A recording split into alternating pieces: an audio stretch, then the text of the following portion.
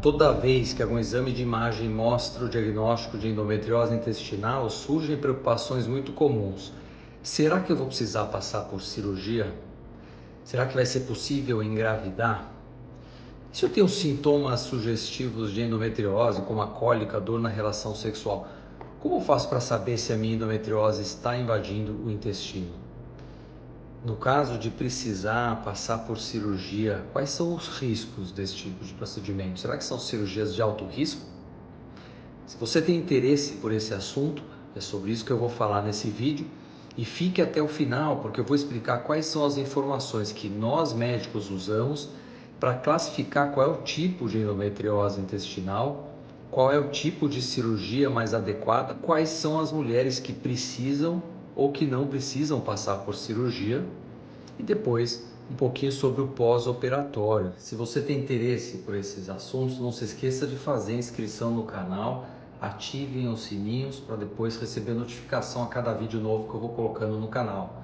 Coloquem suas observações, comentários, dúvidas sobre esses assuntos para depois eu poder fazer novos vídeos um pouquinho mais para frente. Vou falar inicialmente sobre os sintomas típicos da endometriose intestinal, para aquelas que já têm esses sintomas poderem considerar a possibilidade de ter esse tipo de endometriose, e para aquelas que não têm os sintomas típicos ficarem atentas, porque o fato de não ter sintomas sugestivos de endometriose intestinal não descarta essa possibilidade também. Depois eu vou falar um pouquinho como que a gente faz para identificar, para fazer o diagnóstico naquelas que não têm os sintomas mais comuns. Os sintomas típicos da endometriose, como cólica, dor na relação sexual e eventualmente um quadro de infertilidade, eles podem estar presentes também, claro, na mulher com endometriose intestinal. Mas os sintomas que devem chamar atenção para a possibilidade de ter endometriose intestinal, antes de passar no médico, antes de fazer qualquer exame, como o ultrassom com preparo intestinal ou a ressonância magnética de pelve, são dor para evacuar durante o período menstrual, mudança nas características das fezes durante o período menstrual e, mais raramente, um quadro de sangramento intestinal, que muitas vezes se confunde com a própria menstruação. Precisa tomar cuidado, porque o sangramento causado por endometriose intestinal é um fenômeno muito raro. Normalmente isso não acontece. Quase sempre o sangramento é vaginal, é do período menstrual, e muitas mulheres ficam com a impressão de que aquilo está vindo do intestino. Diante desses sintomas sugestivos, a gente já tem aqui uma grande chance de que a endometriose tenha de fato atingido o intestino. Mas muitas mulheres, como eu disse, não têm esses sintomas e vão precisar passar pelo exame físico ginecológico, e o médico então vai poder verificar se no exame físico, se no exame de toque principalmente, existe alguma informação que sugere que a endometriose esteja no intestino. Nessas situações, o que nós médicos costumamos verificar no exame de toque é a presença de nódulos atingindo a parte mais profunda do canal vaginal, atrás do colo do útero, região onde normalmente a endometriose se expande até atingir o intestino. Então, quando o exame ginecológico apresenta esse tipo de informação, quando isso é detectado no exame de toque, existe um reforço na suspeita de que talvez seja uma paciente com endometriose intestinal. Diante dos sintomas sugestivos que eu falei agora há pouco, ou do exame de toque com a presença desses nódulos no fundo do canal vaginal, o ideal é fazer um exame de imagem específico para isso, no melhor local possível. E esses exames dependem muito da experiência do radiologista que vai laudar a ressonância ou que vai laudar o ultrassom com preparo intestinal. É fundamental saber aonde estão os focos de endometriose e até onde a doença se expandiu. Existe uma dúvida muito comum, que é se a doença atingiu outros órgãos. Isso de fato pode acontecer. Às vezes a endometriose profunda intestinal vem acompanhada de endometriose na bexiga. Nesses casos, as mulheres costumam ter dor para urinar no período menstrual. E o mais importante, objeto de atenção de todos nós, é se a doença avançou até atingir um dos ureteres, que são tubos fininhos que transportam a urina dos rins até a bexiga. Então, um bom exame de imagem, ou uma ressonância, ou um ultrassom com preparo intestinal, permite dizer aonde está a endometriose, qual é o tamanho da lesão que atingiu o intestino e se eventualmente a doença já se expandiu até atingir outros órgãos da pelve. E com todas essas informações, nós médicos então podemos começar a analisar o que deve ser feito, se o tratamento precisa ser cirúrgico ou se nós podemos tratar com medicamentos. A presença de endometriose intestinal, ela não significa automaticamente que é necessário fazer uma cirurgia. O tratamento da endometriose intestinal vai depender do efeito que a doença está provocando e que fez com que a paciente viesse até o consultório. Se o problema principal é um quadro de dor, eu vou falar um pouquinho mais para frente quais são as opções de tratamento. E quando o motivo principal da avaliação médica é um quadro de infertilidade, nós temos duas opções que são fertilização in vitro ou o tratamento cirúrgico, seguido de tentativas para gravidez natural. A análise de características individuais do casal, a opinião do casal, os riscos da cirurgia, depois eu vou falar um pouquinho mais para frente quais são as situações que trazem um risco um pouquinho maior de colostomia, as condições para uma gravidez natural, e isso envolve uma boa condição de espermograma, boas condições das tubas ou das trompas. Tudo isso precisa ser analisado junto com o tamanho do estoque, a quantidade de óvulos da mulher, para que junto com o médico seja possível fazer a escolha entre fertilização in vitro ou então tratamento cirúrgico, seguido por alguns meses em que um casal fica tentando engravidar naturalmente. Aquelas que têm endometriose intestinal e o que problema principal é o sintoma, é a dor, a gente sempre começa o tratamento com pílulas, com os contraceptivos hormonais. Todas as opções de contraceptivos hormonais são igualmente eficientes para tratar a endometriose.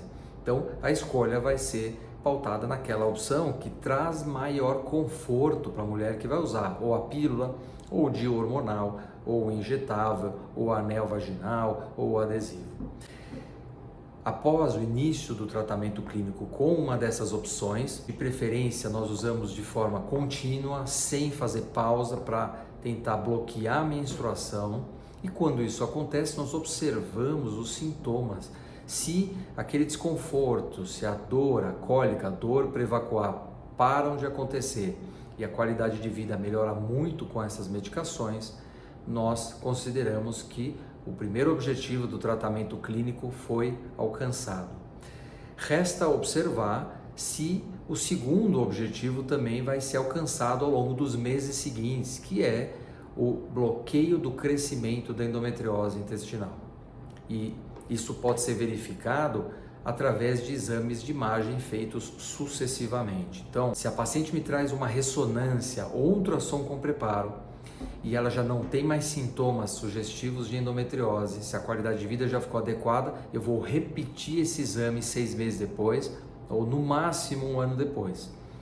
Se no laudo seguinte o tamanho da lesão intestinal se manteve, não houve crescimento da endometriose, eu posso continuar com o tratamento clínico até o momento em que essa paciente resolve interromper o tratamento para começar a tentar engravidar, ou então até o momento no futuro quando atingir a menopausa. Se os exames de imagem mostrarem que a doença está crescendo, se o tamanho do nódulo intestinal ele vai aumentando progressivamente com o passar do tempo, e os exames de imagem mostram que está acontecendo uma expansão da doença, mesmo que a paciente não tenha mais nenhum sintoma, nessas situações é necessário o procedimento cirúrgico por 2 motivos. Primeiro, porque a doença está mostrando sinais de crescimento, mesmo diante do tratamento clínico, e com o crescimento contínuo, a endometriose pode atingir um dos ureteres, que, como eu disse, é uma situação importante de atenção. E segundo motivo, o crescimento da doença vai aumentar a complexidade do procedimento cirúrgico que precisa ser realizado. Então, diante de um crescimento progressivo, nós partimos para a cirurgia imediatamente. a situação em que nós indicamos a cirurgia antes de tentar o tratamento clínico é quando o exame de imagem já mostra de cara que a doença atingiu um dos ureteres, ou então quando a endometriose causa algum grau de obstrução intestinal, o que é uma situação muito rara. Outras situações mais incomuns que já costumam ser motivo para o tratamento cirúrgico são a presença de endometriose no apêndice ou a presença de endometriose intestinal na região do intestino delgado. Isso normalmente acontece no ilho terminal, é o final do intestino delgado. Essa é uma região em que as alças intestinais são mais estreitas e por isso existe uma chance maior de oclusão intestinal. Quando a análise de todas essas informações levam à conclusão de que a cirurgia é necessária, será que ela precisa ser feita correndo imediatamente? A resposta é não. Não há necessidade de correr, não é uma cirurgia de urgência, mas também não é adequado marcar essa cirurgia para 4, 5 meses depois. O ideal é que ela seja programada de forma eletiva para 30, 45 dias depois do momento em que já houve a indicação do procedimento cirúrgico. Esse é um tempo considerado adequado para programar a cirurgia, para fazer os pré-operatórios, para a equipe cirúrgica e para pacientes se organizarem para o procedimento cirúrgico. Quando me perguntam aqui se a cirurgia é uma cirurgia de risco, essa questão costuma traduzir dois tipos de preocupações diferentes e isso precisa ser analisado de forma distinta. Uma delas é se a cirurgia é uma cirurgia de alto risco para algo grave, para óbito, para algo dessa proporção.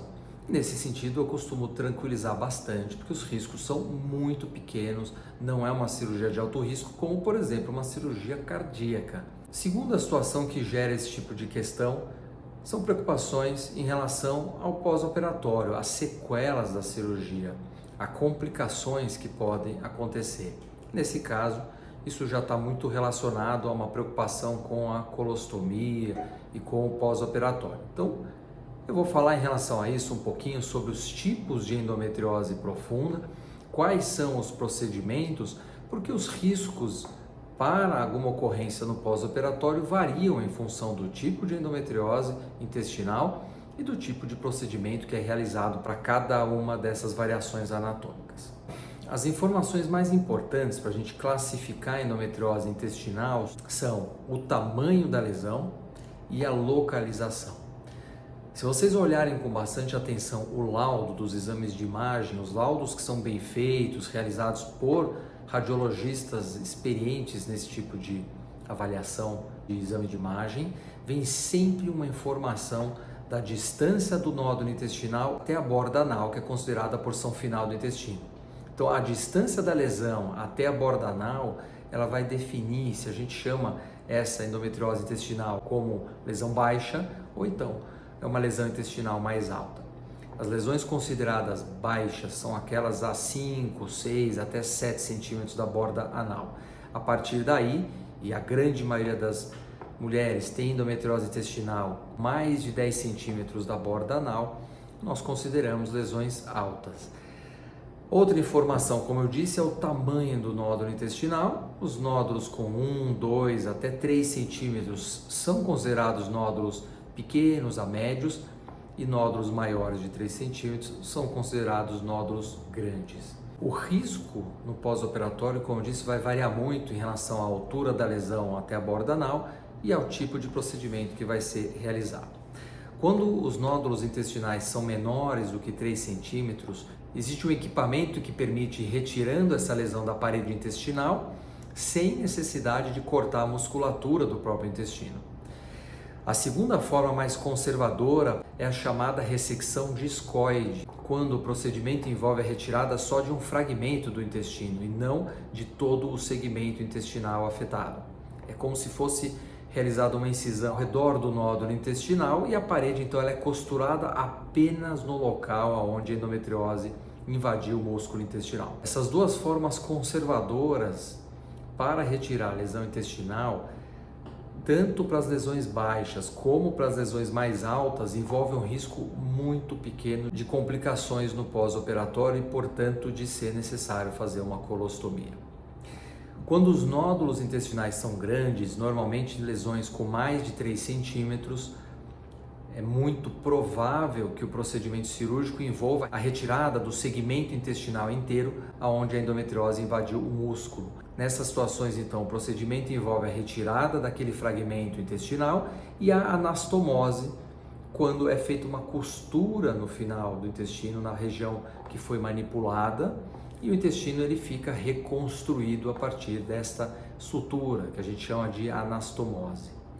Esse é um procedimento que envolve um risco um pouquinho maior de, no pós-operatório, abrir um buraquinho em alguma dessas regiões da anastomose, e a gente chama isso de fístula. Quando acontece uma fístula, a paciente acaba tendo um sintoma muito agudo e muito forte de dor abdominal, dor pélvica. É necessário exames para confirmar que isso aconteceu, e nessas situações quase sempre é necessário um novo procedimento para fechar esse orifício e fazer a colostomia, que é justamente o evento que todo mundo tem receio que aconteça. Nessas situações, a colostomia tem como objetivo deixar aquele orifício cicatrizar, e depois de 2, às vezes 3 meses, é programada uma nova cirurgia para fechar a colostomia e o intestino volta à sua configuração normal. Voltando àquelas lesões intestinais mais baixas, a 5, 6 centímetros da borda anal, quando é necessário retirar o fragmento intestinal inteiro e fazer essa ressecção e anastomose, o risco de fístula nessas situações ele é um pouco mais alto. A chance de acontecer uma fístula nesse tipo de procedimento na localização mais baixa é de aproximadamente 10%. Por isso que deve ser feita uma análise muito cuidadosa para verificar se existem opções para tratar a endometriose sem a necessidade de fazer esse tipo de tratamento cirúrgico. Muito bem, vou falar um pouquinho sobre o procedimento cirúrgico. Quanto tempo dura a cirurgia e como que é o pós-operatório? O tempo cirúrgico é muito importante que saibam mais ou menos quanto tempo dura, até para orientar os familiares que ficam na expectativa ao longo da cirurgia. Isso causa, claro, bastante angústia, bastante ansiedade pelos familiares. É importante que todos saibam que essas cirurgias costumam durar de 3 a 4 horas, às vezes pode até chegar a 5 horas quando a endometriose está muito grande, são lesões muito extensas que atingem outras regiões da pelve. E o pós-operatório, tempo de internação, ele vai depender muito do tamanho da endometriose e do tipo de procedimento que foi utilizado. Nas ressecções mais simples, é possível alta hospitalar no dia seguinte do procedimento, mas nas mulheres em que é realizado a ressecção mais simples, a ressecção que eu falei só da região atingida, a internação pode durar até 4 dias. Para as lesões maiores, com ressecções mais amplas, normalmente a internação chega a durar 1 semana. Durante esse período, a dieta no hospital vai evoluindo lentamente, progressivamente. Nos primeiros dias, só alguns líquidos, depois uma sopa leve, depois uma alimentação leve, até que próximo do 7º dia, a dieta vai se tornando mais consistente e nós vamos preparando então a paciente para a alta hospitalar. Uma preocupação muito comum para as mulheres que estão caminhando para esse tipo de cirurgia é se vão sentir muita dor. E hoje, como os procedimentos são minimamente invasivos, tanto a cirurgia por vídeo como a robótica são realizadas por alguns orifícios. Tem um outro vídeo meu aqui no canal que eu falo só sobre a cirurgia para endometriose e explico isso em mais detalhes. Mas são cirurgias que envolvem pequenas incisões na parede pélvica abdominal. Portanto, o período de recuperação não costuma ser uma fase de muito desconforto. Existe o efeito da anestesia, existem anti-inflamatórios, medicamentos utilizados no hospital que atenuam muito os sintomas no pós-operatório. Algumas pacientes, quando a ressecção intestinal é mais extensa, apresentam um pouquinho de náusea, um pouco de distensão abdominal que dura alguns dias, e à medida que o intestino vai voltando ao normal, esses sintomas deixam de acontecer. Normalmente, ao longo do período de internação, as pacientes se movimentam bastante, isso inclusive é estimulado, um período bastante ativo, com caminhadas, com movimentos dentro do hospital, sentando nas poltronas para assistirem televisão e caminhando a cada dia mais progressivamente.